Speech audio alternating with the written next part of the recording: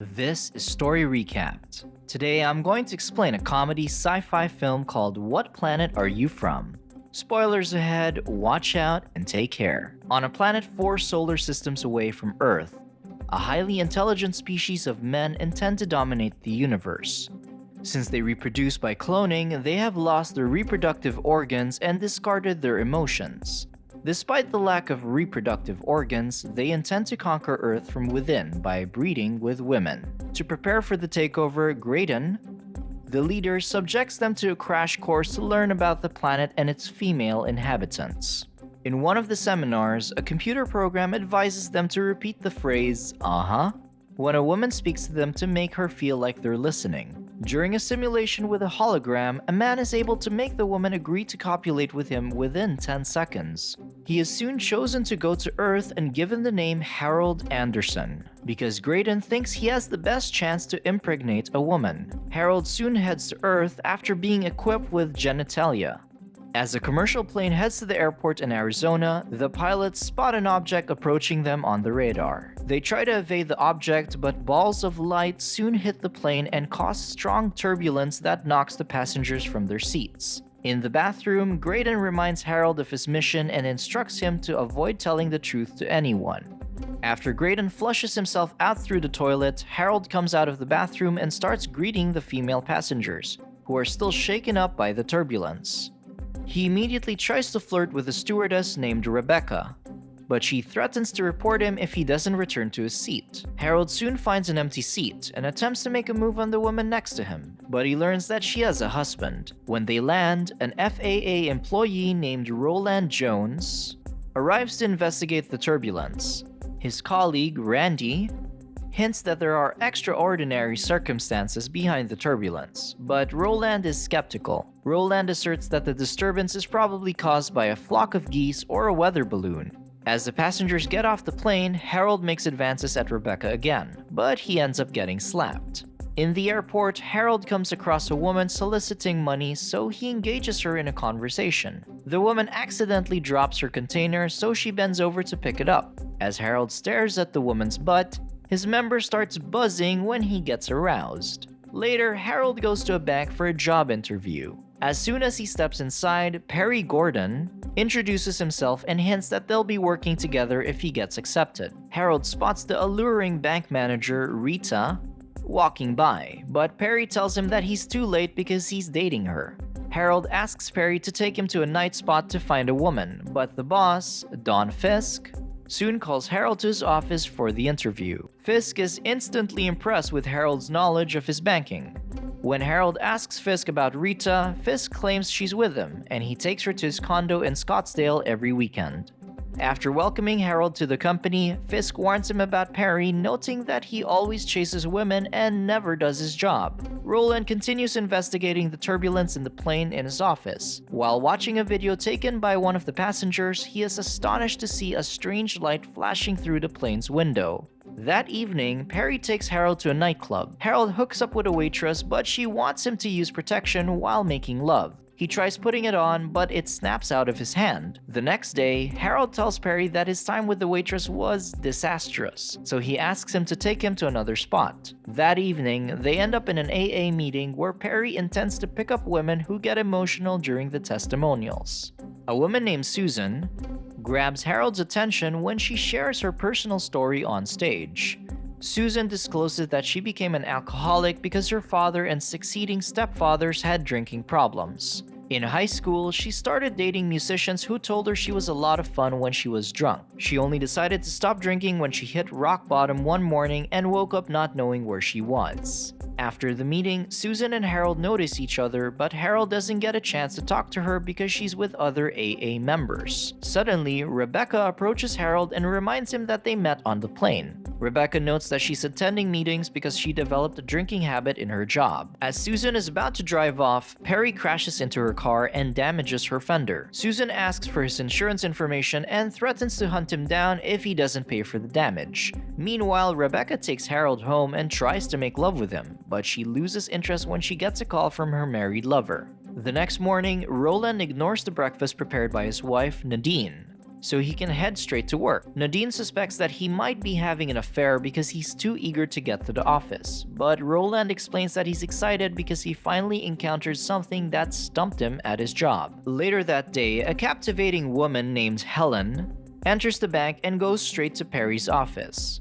Since Perry is not inside, Harold approaches her and asks her what she needs. Helen introduces herself as Perry's wife and walks off to continue looking for her husband. Moments later, Susan enters the bank to give the estimate of her car's damage to Perry. When Harold approaches her, Susan recognizes him from the AA meeting. Susan asks him how long he's been in the AA program, so Harold explains that he just went there with Perry. When Susan learns that Perry is not in the program either, she surmises that they just go to the meetings to pick up women. Soon, Perry arrives with Helen, so Susan hands over the estimate and tells Perry to drive more carefully when he returns to an AA meeting. Helen suspects Perry of having an affair, but she becomes sympathetic to him after learning that he went to AA. Helen notes that she will make sure that he never has another drink for the rest of his life because she loves him so much. When Harold invites Susan to dinner, she initially declines, but she gets intrigued by his weird behavior, so she agrees to meet with him later that night. During dinner, Susan reveals that she became a real estate agent after abandoning her job in a music store.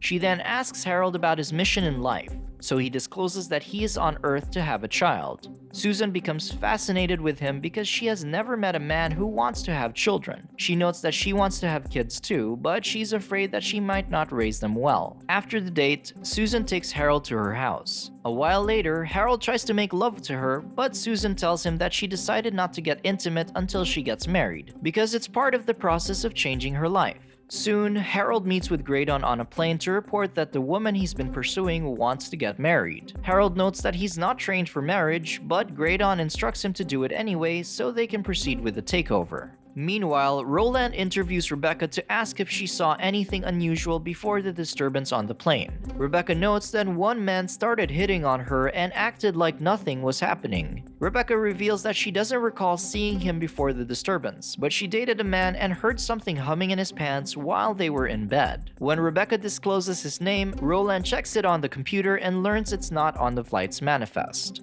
When Susan visits Harold at the bank, he immediately asks her to marry him. Susan is taken aback by the proposal, so she tells him that she has to think about it. That evening, Susan goes to dinner with her friends to ask for their advice. Allison and Madeline think that it's a bad idea, but Liz argues that Susan should get married if that's what she wants.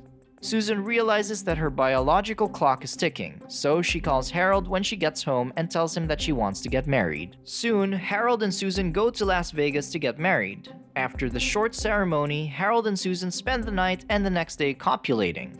After 21 hours of lovemaking, Harold still doesn't want to stop, but Susan is tired, so they go outside to enjoy the sights in Vegas.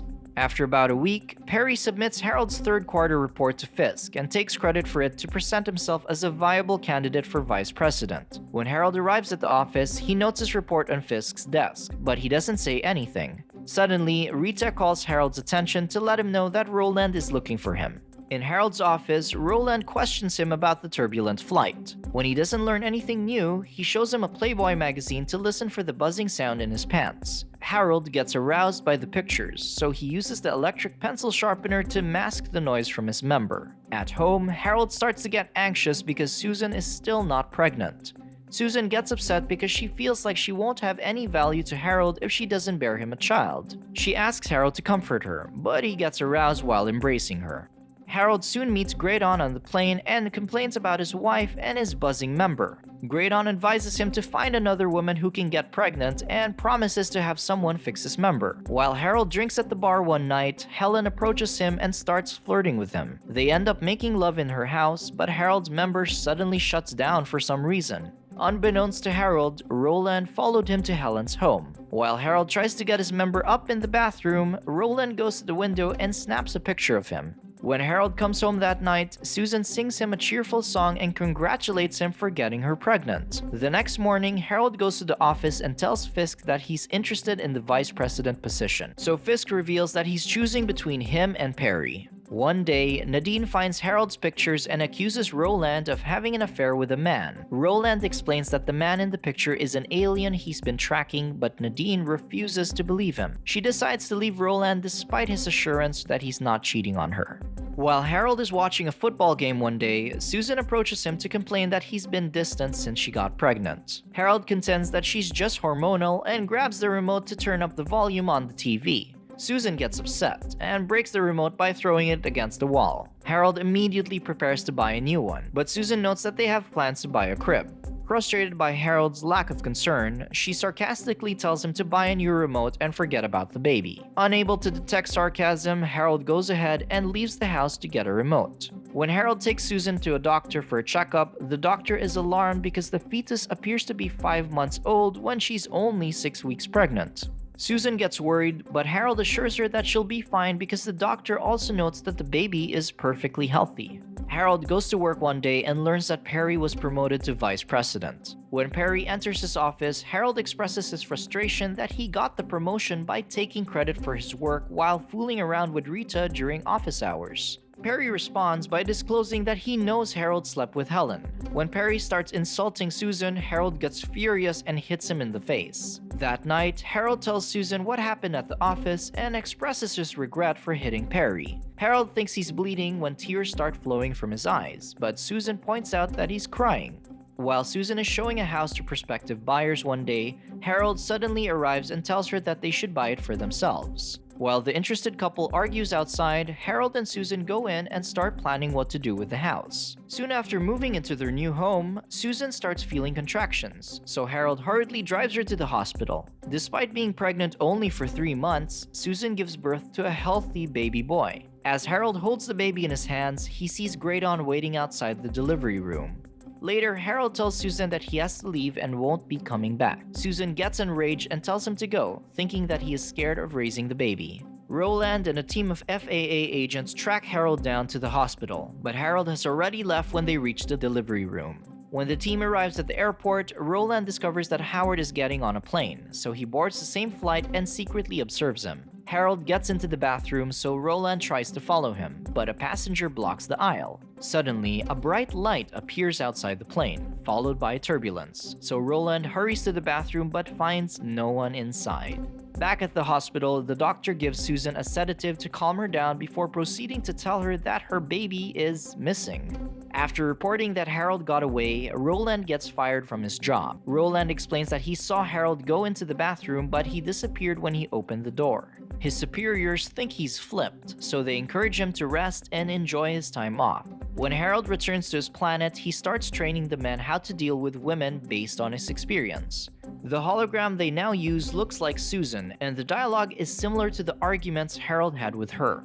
Harold explains to the students that life on Earth is full of conflict, but it's not necessarily bad because people learn more about themselves during that time. When Harold starts expressing his doubts about conquering Earth, 2 men drag him to Graydon's office. On the way, Harold sees his baby in a chamber. Harold denounces Graydon for taking his baby and questions him whether they really need to invade Earth. Graydon sends Harold to the Purification Center to erase his memories about Earth, but Harold manages to escape and retrieve his baby. Several guards arrive to apprehend him as he tries to get on a ship.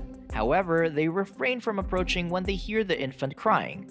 They all run away when the baby urinates on one of the guards. Soon, Harold returns to Earth and takes the baby back to Susan. When Susan starts berating him, Harold discloses that he's an alien tasked with impregnating a woman. Susan doesn't believe him, so Harold proves it by shooting light from his nostrils. Susan is shocked and disappointed with herself because she married an alien. Harold tells Susan that he can't give her what she wants because he doesn't know what love is.